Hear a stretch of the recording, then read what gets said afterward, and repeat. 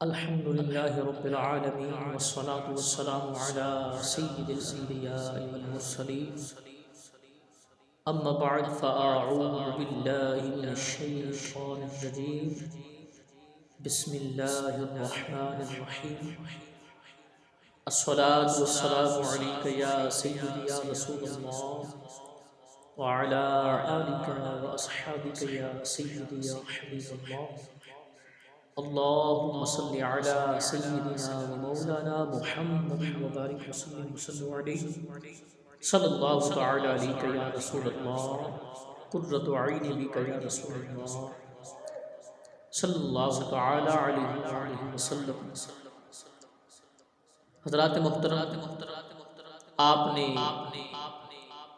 علماء اہل سنت سے یہ سماعت کیا ہوگا، اور میں بھی ایک چھوٹا سا ادنا سا طالب علم ٹھیک اسی طرح جس طرح سیدنا یوسف علیہ السلام کے خریداروں میں وہ بڑھیا حاضری لگوانے آئی تھی، اسی طرح میں بھی حاضری لگوانا چاہتا ہوں۔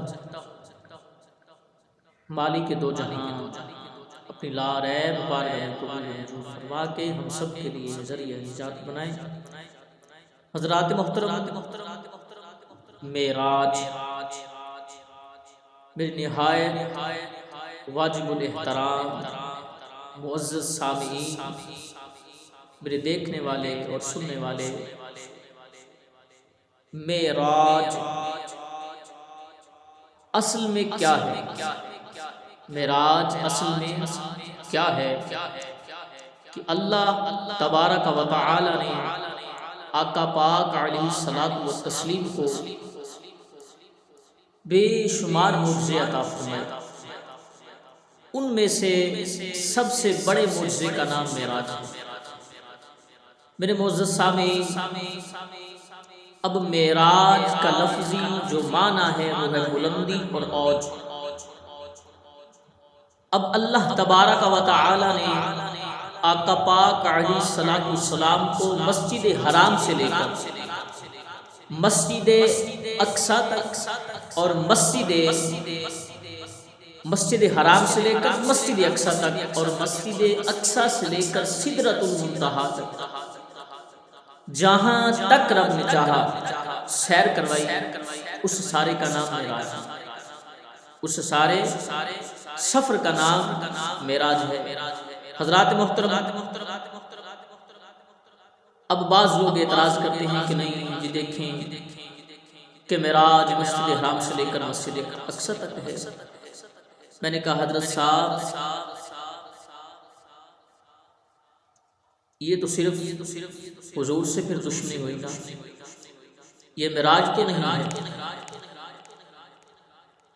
میں نے کہا یہ معراج مصطفیٰ نہیں ہے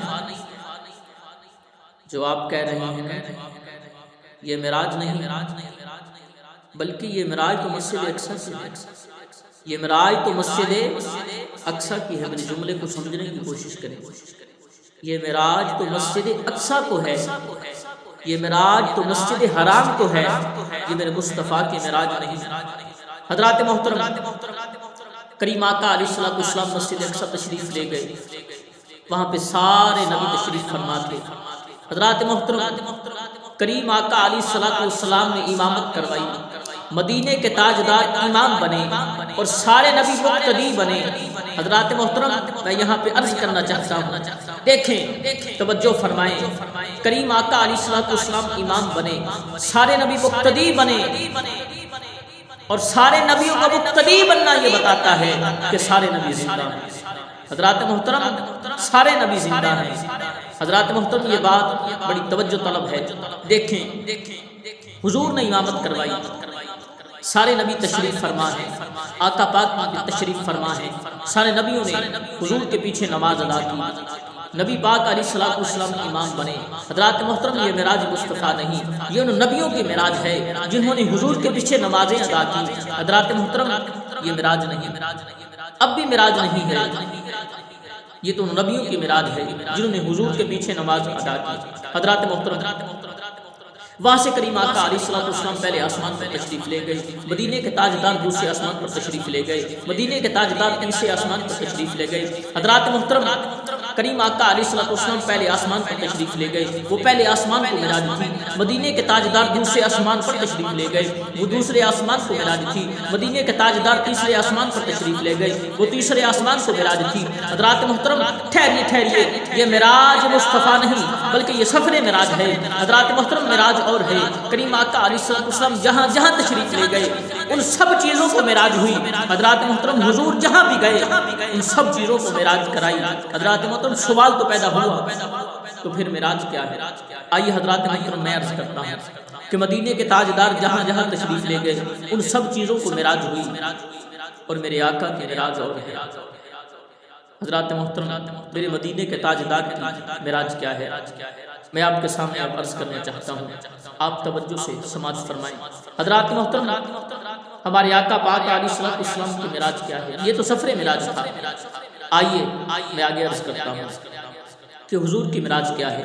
حضرات محترم نبی پاک علیہ السلام نے اپنے سر مبارک کی مبارک آنکھوں سے رب تبارک و تعالیٰ کے دیدار فرمایا۔ حضرات محترم یہ مدینے کے تاجدار کے معراج وما علینا